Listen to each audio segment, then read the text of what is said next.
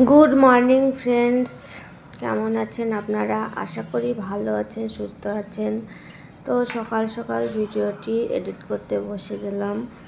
ভিডিওটা দুদিন আগের ভিডিও, মানে দুদিন ভিডিও দিইনি। আর আমি সেইভাবে রেগুলার ভিডিও দিই না, কারণ ভিউজ তো হয় না। ভালো লাগে ভিডিও করতে, তাই করি। ইচ্ছা তো সবই থাকে, অনেকেরই অনেক কিছু ইচ্ছা থাকে, তো সেটা সবার পূরণ হয়, কারোর হয় না। তো ভিউজ না হলে কিছু করার নেই, জোর করে কাউকে তো টেনে আনা যায় না।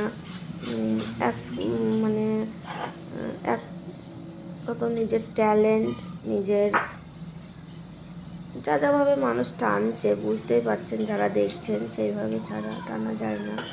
তো আমি চাই একটা সুন্দর, সিম্পল, ভদ্র, সভ্য একটা ব্লগ বানাতে, সত্যিই চাই।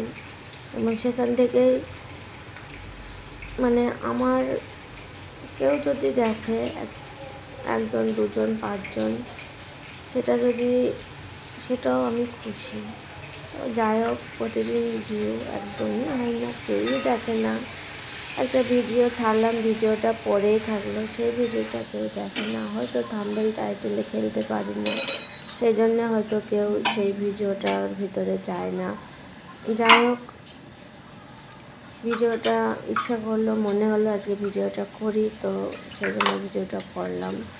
আরও একটা ভিডিও জমে আছে, তো ভাবলাম এই ভিডিওটা আগে করেছিলাম, তাই ভিডিওটা দিয়ে দিই।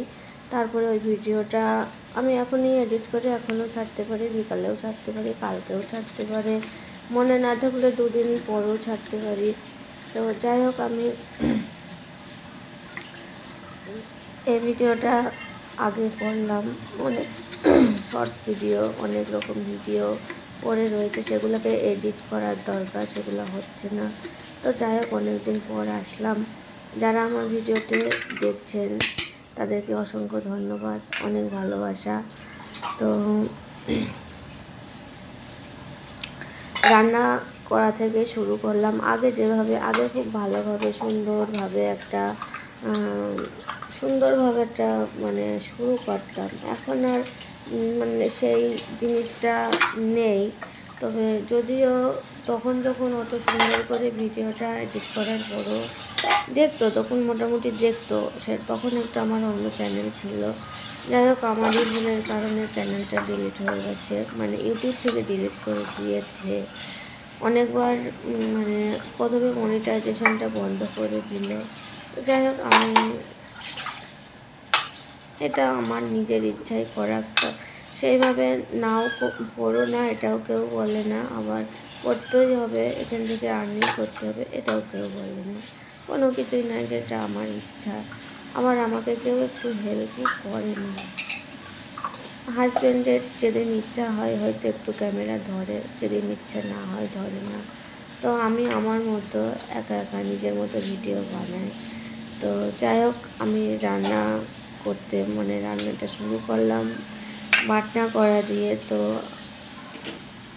আমি জানি না কটা লোক এখনও শিলে বাটনা করে, কিন্তু আমার শিলটা ইউজ করতেই হয়, কারণ আমাদের দুজনের রান্না। তো দুজনের রান্নায় সেখানে মশলা বেশি লাগে না, আমি দিতেও চাই না। কিছু কিছু জিনিস আছে একদমই হালকা পাতলা, যে ঝোলগুলো রান্না করি। বাড়িতে তো আর রিচ খাবার প্রতিদিন খাই না, বা খাওয়া উচিতও নয়। তো অল্প মশলার যেসব জিনিসগুলো রান্না করি, সেই অল্প মশলা তৈরি করতে গেলে না, আমার একটা একেবারেই ছোট একটা মিক্সির বাটি আছে, কিন্তু সেটাই আমি করি না। আমি দেখেছি করে অল্প মশলা দিয়েও খুব একটা ভালো। আমি যে মশলাগুলো শিলে বাটি, সেইগুলো যেমন সর্ষে, পোস্ত, মৌরি, জিরে, এইগুলো কিন্তু আমারও মিক্সিতে অন্তত হয় না। আমি অনেক পাল্টিয়েছি, অনেক ব্লেড পাল্টিয়েছি, অনেক কিছু করেছি, তারপরেও কিন্তু হয় না। হ্যাঁ, হয় কি, আদা, পেঁয়াজ, রসুন যখন মাংসে অনেক মশলা লাগে, সেই মাংসের মশলাটা আমি শুধু মিক্সিতে করি, ডাল ভিজিয়ে ডালের বড়া করলে করি, এইসব। আর কিছু জিনিস আছে, ওই যে কুর্নি মতো আছে, ওইটা দিয়ে কুড়ে নিই, সব রকমভাবে করি। তো চলুন ব্লগটা দেখুন কেমন লাগে, কি করি আমি না করি আপনাদের সামনে একটুখানি তুলে ধরলাম। তো আপনারা ভাববেন যে মানে আমি আজকে গেঞ্জি পরে কাজ করছি, কারণ গেঞ্জিগুলো বাড়িতে পরার জন্যে আর মানে নিয়ে আসা। কিন্তু কি বলেন তো, গেঞ্জিগুলা আজকে মানে খুব একটা পরি না, কারণ প্রচণ্ড বৃষ্টি হলো কিছুদিন। আর আমার 6খানা নাইটি, আমি নাইটি পরেই বেশি কাজ করি। নাইটি আমার ভিজা, 6খানা নাইটি আমার মানে রোদে মেলে দেওয়া। তো এখন নাইটি হয়তো আছে, সেগুলো হয়তো আমার মানে সঙ্গে সেট করা নেই, এরকম একটা ব্যাপার।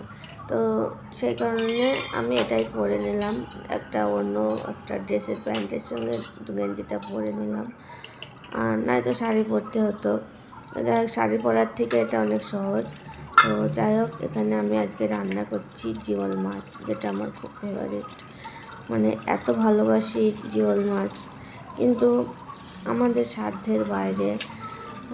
তবে যেদিন একটু হাতে পয়সা করি আসে, কিছু থাকে, তো আমি যেহেতু ভালোবাসি, তো সেহেতু আমাদের দাদাভাই নিয়ে আসে আমার জন্য, বা আমাকে নিয়ে গিয়ে যে নদীতে যে মাছগুলো বিক্রি হয় সেখান থেকে নিয়ে আসে, বা বাজার থেকেও নিয়ে আসে। আমি প্রচণ্ডই ভালোবাসি, আর বেশিরভাগ সময় আমার একটু। তো বন্ধুরা, ফাইনালি আমার মাছের ঝোল হয়ে গেছে। কেমন হয়েছে অবশ্যই কমেন্টে জানাবেন। তো এখানে রয়েছে মাছের ঝোল, কমেন্টে জানাবেন কেমন হয়েছে। আর এখানে এটা হচ্ছে মনে করতে একটু ওলের ডাঁটা, আর এটা আলু উচ্ছে ভাজা, যেটা আপনাদের দাদাভাই প্রচণ্ড ভালোবাসে। তো এটা তো লাস্টে খাওয়া, এটা ঢেকে থই। আর এখানে রয়েছে ভাত।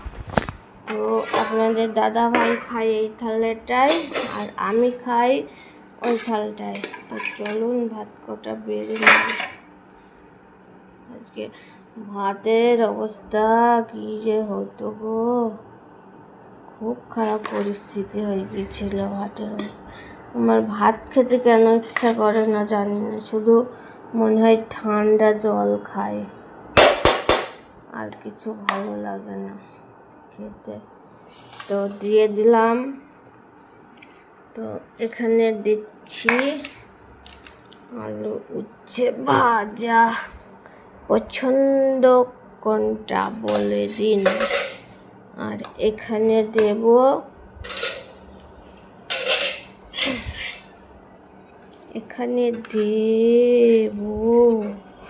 ও শুধু বলবে যে এর ভিতরে পটল দাওনি, এইসব বলে বেড়াবে, বুঝছো? তো সেই জন্যে আটি পটল সব দিয়ে দিলাম। তো এটুকু আমি খাবো। তো আপাতত ওর ভাত দিলাম, আর এখানে মাছের ঝোলটা খাওয়া হয়ে গেলে নিয়ে নেবে। আর এখানে আমি ভাত বাড়বো এবার। আমার একদমই খেতে ইচ্ছে করছে না, তো একটুখানি ভাত নেব, এইটুকুই খাবো।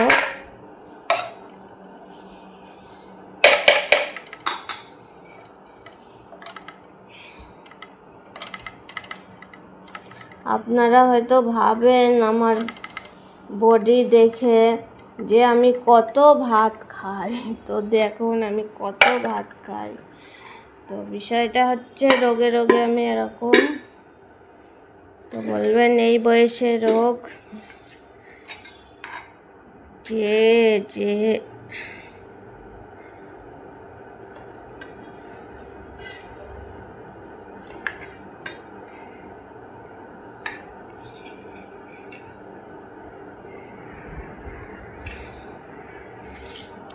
একটুখানি নিই উচ্ছে আলু ভাজা, এটুকু রাখি।